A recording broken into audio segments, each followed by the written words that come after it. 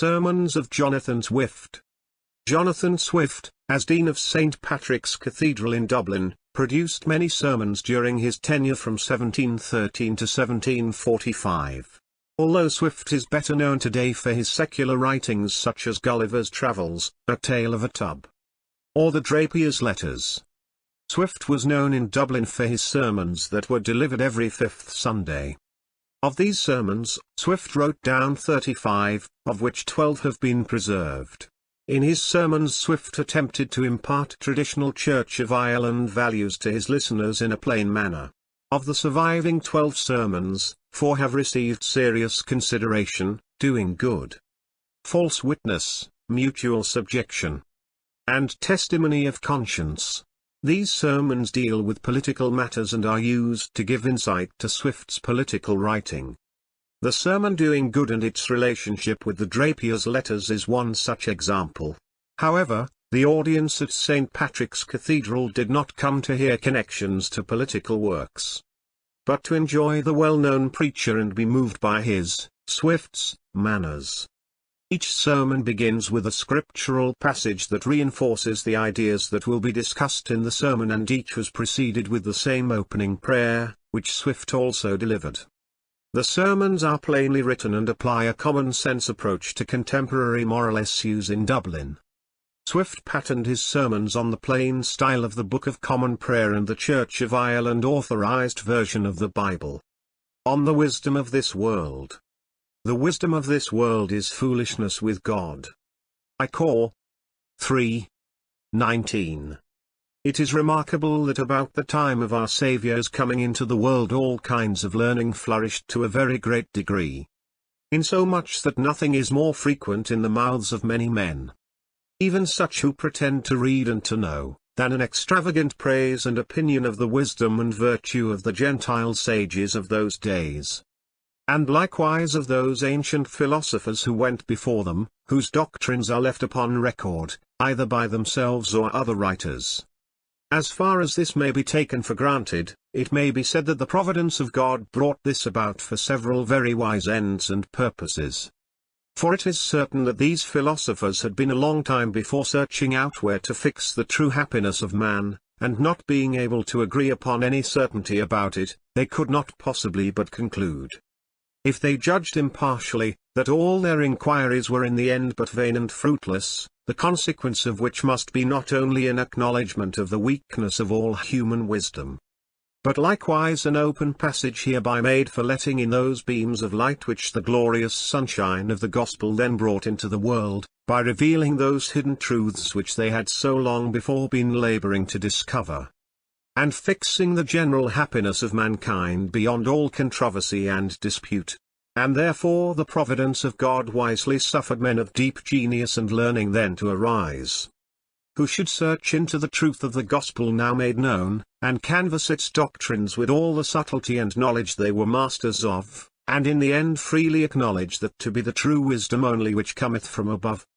However, to make a further inquiry into the truth of this observation, I doubt not but there is reason to think that a great many of those encomiums given to ancient philosophers are taken upon trust, and by a sort of men who are not very likely to be at the pains of an inquiry that would employ so much time and thinking. For the usual ends why men affect this kind of discourse appear generally to be either out of ostentation, that they may pass upon the world for persons of great knowledge and observation, or, what is worse, there are some who highly exalt the wisdom of those Gentile sages, thereby obliquely to glance at and traduce divine revelation, and more especially that of the gospel, for the consequence they would have us draw is this, that since those ancient philosophers rose to a greater pitch of wisdom and virtue than was ever known among Christians, and all this purely upon the strength of their own reason and liberty of thinking, therefore it must follow that either all revelation is false, or, what is worse, that it has depraved the nature of man, and left him worse than it found him. But this high opinion of heathen wisdom is not very ancient in the world, nor at all countenanced from primitive times. Our Saviour had but a low esteem of it, as appears by his treatment of the Pharisees and Sadducees, who followed the doctrines of Plato and Epicurus. St. Paul likewise, who is well versed in all the Grecian literature, seems very much to despise their philosophy. As we find in his writings, cautioning the Colossians to beware lest any man spoil them through philosophy and vain deceit. And in another place he advises Timothy to avoid profane and vain babblings, and oppositions of science falsely so called. That is, not to introduce into the Christian doctrine the janglings of those vain philosophers, which they would pass upon the world for science. And the reasons he gives are: first, that those who professed them did err concerning the faith. Secondly, because the knowledge of them did increase ungodliness, vain babblings being otherwise expounded vanities or empty sounds. That is, tedious disputes about words, which the philosophers were always so full of, and which were the natural product of disputes and dissensions between several sects. Neither had the primitive fathers any great or good opinion of the heathen philosophy, as is manifest from several passages in their writings. So that this vein of affecting to raise the reputation of those sages so high is a mode and device but of yesterday, assumed chiefly, as I have said, to disparage revealed knowledge and the consequences of it among us. Now, because this is a prejudice which may prevail with some persons so far as to lessen the influence of the gospel, and whereas, therefore, this is an opinion which men of education are likely to be encountered with when they have produced themselves into the world, I shall endeavor to show that their preference of heathen wisdom and virtue before that of the Christian is every way unjust, and grounded upon ignorance or mistake, in order to which I shall consider four things. First, I shall produce certain points wherein the wisdom and virtue of all unrevealed philosophy in general fell short and was very imperfect. Secondly, I shall show, in several instances, where some of the most renowned philosophers have been grossly defective in their lessons of morality. Thirdly, I shall prove the perfection of Christian wisdom from the proper characters and marks of it. Lastly, I shall show that the great examples of wisdom and virtue among the heathen wise men were produced by personal merit, and not influenced by the doctrine of any sect, whereas, in Christianity, it is quite the contrary. First, I shall produce certain points wherein the wisdom and virtue of all unrevealed philosophy in general fell short and was very imperfect. My design is to persuade men that Christian philosophy is in all things preferable to heathen wisdom, from which, or its professors, I shall, however, have no occasion to detract. They were as wise and as good as it was possible for them to be under such disadvantages, and would have probably been infinitely more so with such aids as we enjoy. But our lessons are certainly much better, however our practices may fall short. The first point I shall mention is that universal defect which was in all their schemes, that they could not agree about their chief good, or wherein to place the happiness of mankind. Nor had any of them a tolerable answer upon this difficulty to satisfy a reasonable person. For to say, as the most plausible of them did, that happiness consisted in virtue, was but vain babbling, and a mere sound of words to amuse others and themselves, because they were not agreed what this virtue was or wherein it did consist.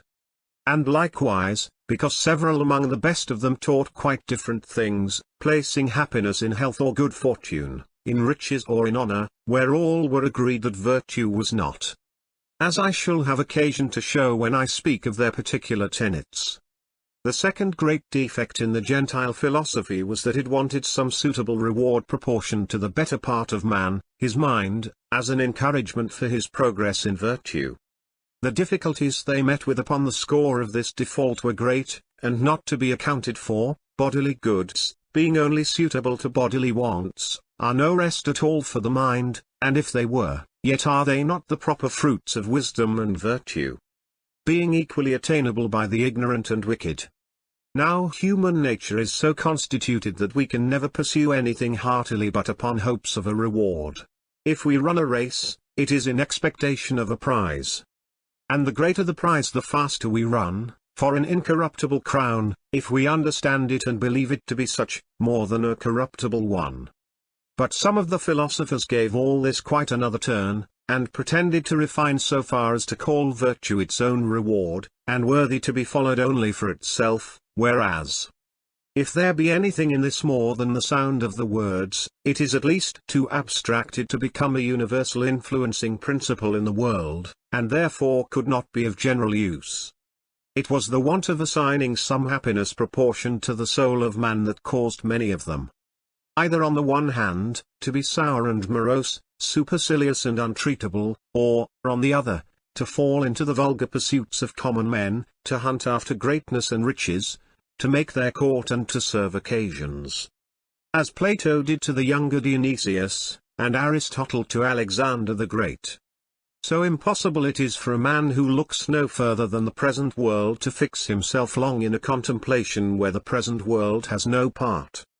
He has no sure hold, no firm footing, he can never expect to remove the earth he rests upon while he has no support besides for his feet, but wants, like Archimedes, some other place whereon to stand.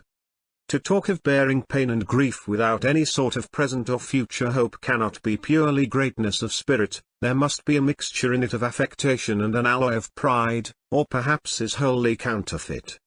It is true there has been all along in the world a notion of rewards and punishments in another life, but it seems to have rather served as an entertainment to poets or as a terror of children than a settled principle by which men pretended to govern any of their actions. The last celebrated words of Socrates, a little before his death, do not seem to reckon nor build much upon any such opinion, and Caesar made no scruple to disown it and ridicule it in open senate. Thirdly, the greatest and wisest of all their philosophers were never able to give any satisfaction to others and themselves in their notions of a deity. They were often extremely gross and absurd in their conceptions. And those who made the fairest conjectures are such as were generally allowed by the learned to have seen the system of Moses, if I may so call it, who was in great reputation at that time in the heathen world, as we find by Diodorus, Justin, Longinus, and other authors. For the rest, the wisest among them laid aside all notions after a deity as a disquisition vain and fruitless, which indeed it was upon unrevealed principles, and those who ventured to engage too far fell into incoherence and confusion. Fourthly, those among them who had the justest conceptions of a divine power, and did also admit a providence, had no notion at all of entirely relying and depending upon either, they trusted in themselves for all things. But as for a trust or dependence upon God, they would not have understood the phrase, it made no part of the profane style. Therefore it was that, in all issues and events which they could not reconcile to their own sentiments of reason and justice, they were quite disconcerted, they had no retreat, but upon every blow of adverse fortune, either affected to be indifferent, or grew sullen and severe, or else yielded and sunk like other men.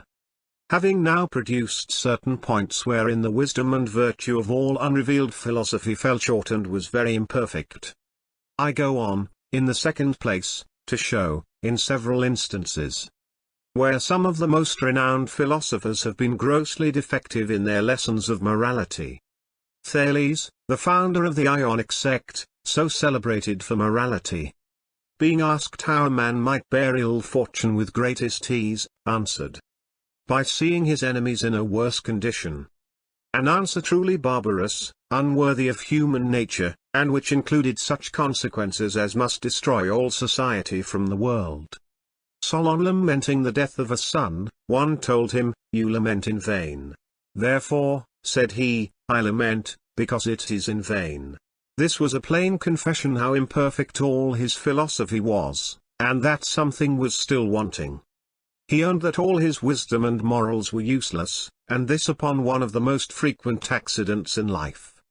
How much better could he have learned to support himself even from David, by his entire dependence upon God, and that before our Saviour had advanced the notions of religion to the height and perfection wherewith he hath instructed his disciples.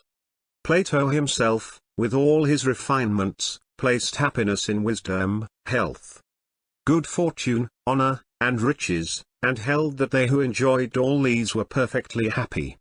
Which opinion was indeed unworthy its owner, leaving the wise and good man wholly at the mercy of uncertain chance, and to be miserable without resource. His scholar Aristotle fell more grossly into the same notion, and plainly affirmed that virtue, without the goods of fortune, was not sufficient for happiness, but that a wise man must be miserable in poverty and sickness.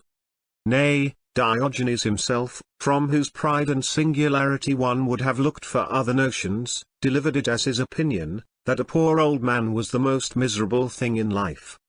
Zeno also and his followers fell into many absurdities, among which nothing could be greater than that of maintaining all crimes to be equal, which, instead of making vice hateful, rendered it as a thing indifferent and familiar to all men.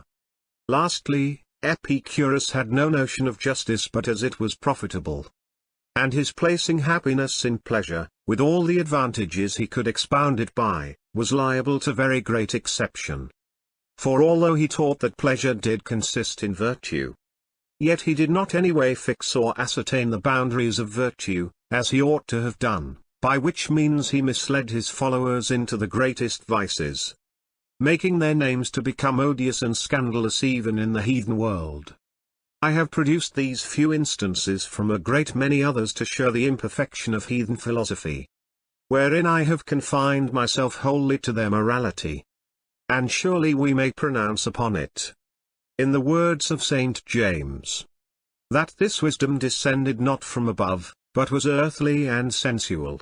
What if I had produced their absurd notions about God and the soul? It would then have completed the character given it by that apostle, and appeared to have been devilish too. But it is easy to observe from the nature of these few particulars that their defects in morals were purely the flagging and fainting of the mind for want of a support by revelation from God. I proceed, therefore, in the third place, to show the perfection of Christian wisdom from above, and I shall endeavor to make it appear from those proper characters and marks of it by the apostle before mentioned. In the 3rd chapter, and 15th, 16th, and 17th verses, the words run thus: This wisdom descendeth not from above, but is earthly, sensual, devilish. For where envying and strife is, there is confusion and every evil work. But the wisdom that is from above is first pure, then peaceable, gentle, and easy to be entreated, full of mercy and good fruits, without partiality and without hypocrisy. The wisdom from above is first pure. This purity of the mind and spirit is peculiar to the gospel. Our Saviour says, Blessed are the pure in heart, for they shall see God. A mind free from all pollution of lusts shall have a daily vision of God, whereof unrevealed religion can form no notion. This is it that keeps us unspotted from the world, and hereby many have been prevailed upon to live in the practice of all purity, holiness, and righteousness, far beyond the examples of the most celebrated philosophers. It is peaceable, gentle, and easy to be entreated. The Christian doctrine teacheth us all those dispositions that make us affable and courteous, gentle and kind, without any morose leaven of pride or vanity, which entered into the composition of most heathen schemes, so we are taught to be meek and lowly. Our Saviour's last legacy was peace. And he commands us to forgive our offending brother unto 70 times 7. Christian wisdom is full of mercy and good works, teaching the height of all moral virtues, of which the heathens fell infinitely short. Plato indeed, and it is worth observing, has somewhere a dialogue, or part of one, about forgiving our enemies, which was perhaps the highest strain ever reached by man without divine assistance, yet how little is that to what our Saviour commands us. To love them that hate us, to bless them that curse us, and to do good to them that despitefully use us. Christian wisdom is without partiality, it is not calculated for this or that nation of people, but the whole race of mankind. Not so the philosophical schemes, which were narrow and confined, adapted to their peculiar towns, governments, or sects, but in every nation, he that feareth God and worketh righteousness is accepted with him. Lastly, it is without hypocrisy, it appears to be what it really is, it is all of a piece. By the doctrines of the gospel we are so far from being allowed to publish to the world those virtues we have not, that we are commanded to hide even from ourselves those we really have, and not to let our right hand know what our left hand does. Unlike several branches of the heathen wisdom, which pretended to teach insensibility and indifference, magnanimity and contempt of life, while at the same time, in other parts, it belied its own doctrines. I come now, in the last place, to show that the great examples of wisdom and virtue among the Grecian sages were produced by personal merit, and not influenced by the doctrine of any particular sect, whereas in Christianity it is quite the contrary. The two virtues most celebrated by ancient moralists were fortitude and temperance, as relating to the government of man in his private capacity, to which their schemes were generally addressed and confined, and the two instances wherein those virtues arrived at the greatest height were Socrates and Cato. But neither these, nor any other virtues possessed by these two, were at all owing to any lessons or doctrines of a sect. For Socrates himself was of none at all, and although Cato was called a Stoic, it was more from a resemblance of manners in his worst qualities, than that he avowed himself one of their disciples. The same may be affirmed of many other great men of antiquity.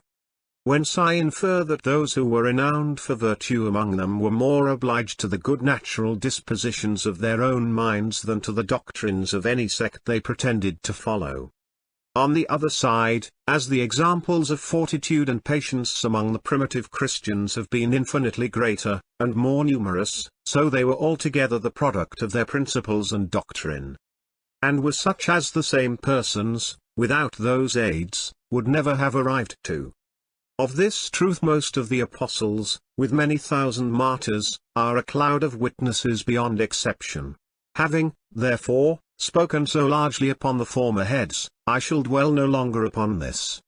And if it should here be objected, why does not Christianity still produce the same effects? It is easy to answer, first, that, although the number of pretended Christians be great, yet that of true believers, in proportion to the other, was never so small, and it is a true lively faith alone that, by the assistance of God's grace, can influence our practice. Secondly, we may answer that Christianity itself has very much suffered by being blended up with Gentile philosophy. The Platonic system, first taken into religion, was thought to have given matter for some early heresies in the Church. When disputes began to arise, the peripatetic forms were introduced by Scotus as best fitted for controversy. And however this may now have become necessary, it was surely the author of a litigious vein, which has since occasioned very pernicious consequences, stopped the progress of Christianity, and been a great promoter of vice, verifying that sentence given by St. James, and mentioned before, where envying and strife is, there is confusion and every evil work. This was the fatal stop to the Grecians in their progress both of arts and arms. Their wise men were divided under several sects, and their governments under several commonwealths, all in opposition to each other, which engaged them in eternal quarrels among themselves, while they should have been armed against the common enemy. And I wish we had no other examples, from the like causes, less foreign or ancient than that. Diogenes said Socrates was a madman, the disciples of Zeno and Epicurus, nay, of Plato and Aristotle, were engaged in fierce disputes about the most insignificant trifles.